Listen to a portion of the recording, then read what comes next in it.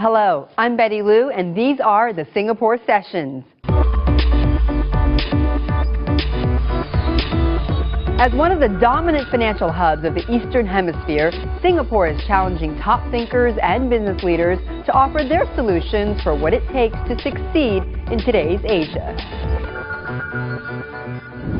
This session, Building Brands for Asia. By 2030, two-thirds of the world's middle class will be in Asia. For consumer brands, it's an unprecedented opportunity, but one full of potential pitfalls.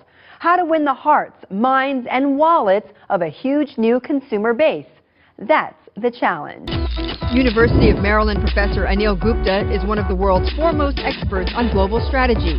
He's written more than 70 papers and 4 books, including Getting China and India Right and The Quest for Global Dominance.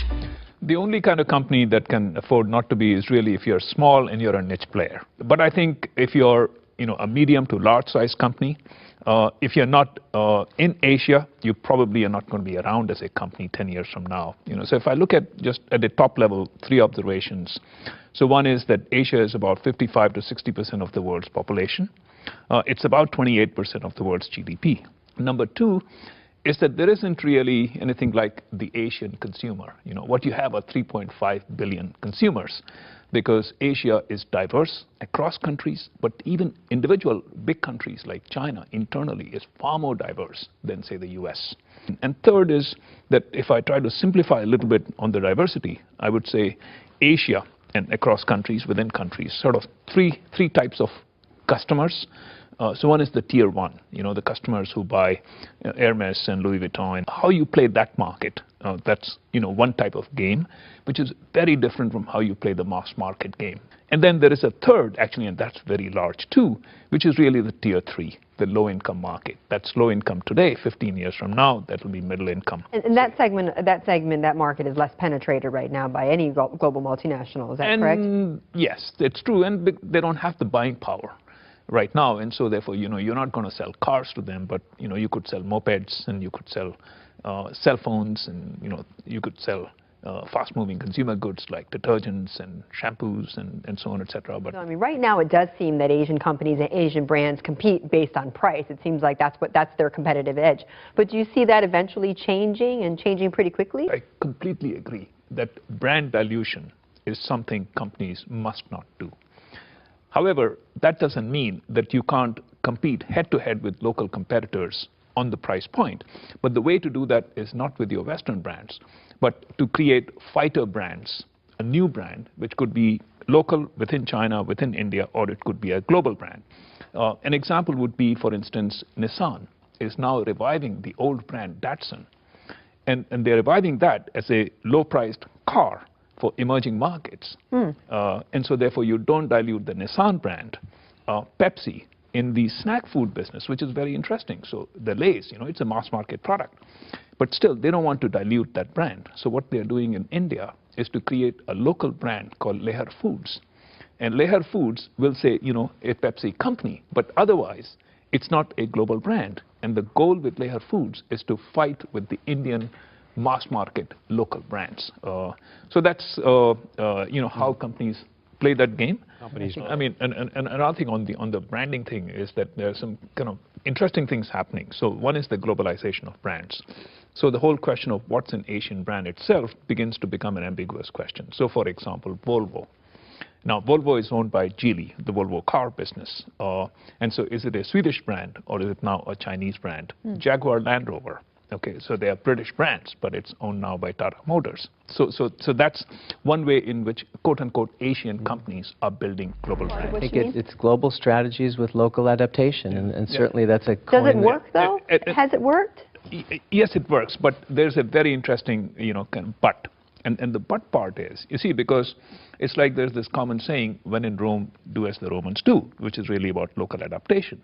But what people don't say is that you can never beat a Roman at the fine art of being a Roman. So therefore, the last thing you want to do in China is to be a Chinese, because a Chinese company can be more Chinese than you. So therefore, you have to figure out what part of your global, whether it's the IMAX brand or the IMAX technology, that you're going to take there. So what part global and what part local? And it's that fine art of blending the global local, which is very hard to figure out what's the right formula. And, there are lots of tripwires.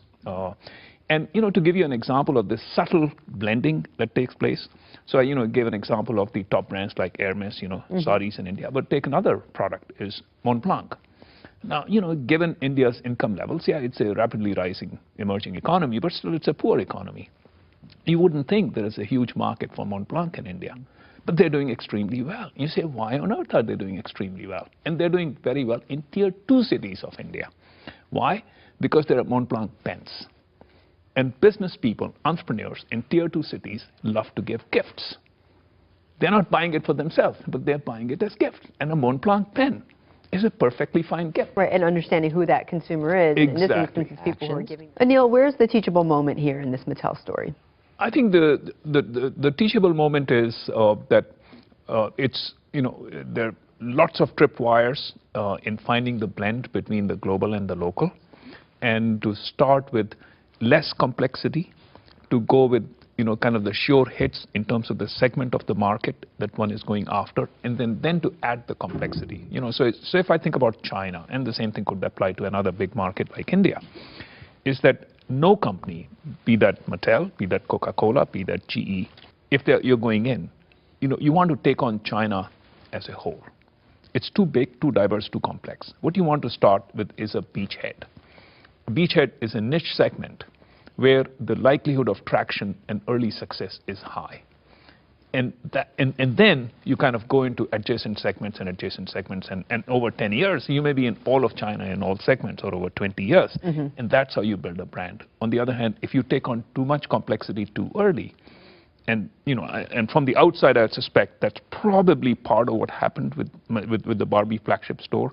So if you take on too much complexity too early, you're not able to learn at the same pace at which you're making mistakes. So the mistakes overwhelm the ability to learn. So that would be the takeaway. Perhaps we'll see more innovation coming out of Asia?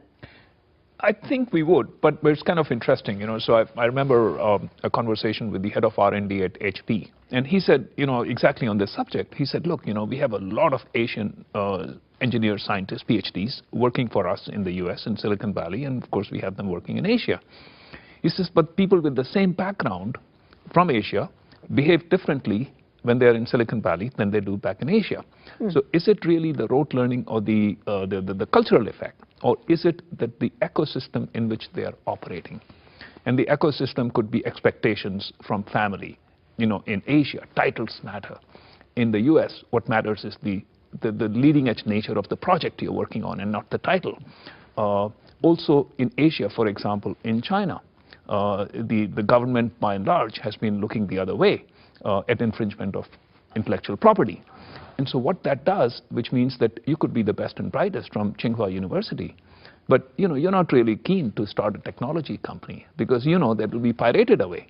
And so therefore what you really do is sort of copy to China rather than innovate. So I think it's partly the rote learning aspect, but it's also the ecosystem in which people operate. The environment in which they are in. And I would say, the biggest bottleneck for a lot of Western companies right now, I would say, in terms of developing that understanding, is obviously your local managers have the understanding, but the gap is the 10,000-mile gap between where the power sits, that might sit in Manhattan or in Connecticut or in San Jose, and where the opportunity is and the insights need to be developed. And what I think some leading edge companies, I would say like Honeywell, GE, Caterpillar, IBM, what they are doing is actually not just empower the local managers, that can only go so far, but actually to shift some of the most powerful people, like the vice chairman at GE, John Rice, like one of the corporate executive committee members, Shane Tedjarati at Honeywell,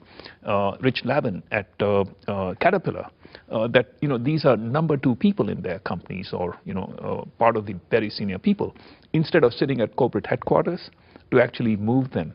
You really see that happening, though? I would say even in the Fortune 500, it's 10 companies, but these are 10 leading edge companies. All right. Well, I want to thank all of you, all of my guests for the Singapore session, for joining us today. I'm Betty Liu. Thank you and good night.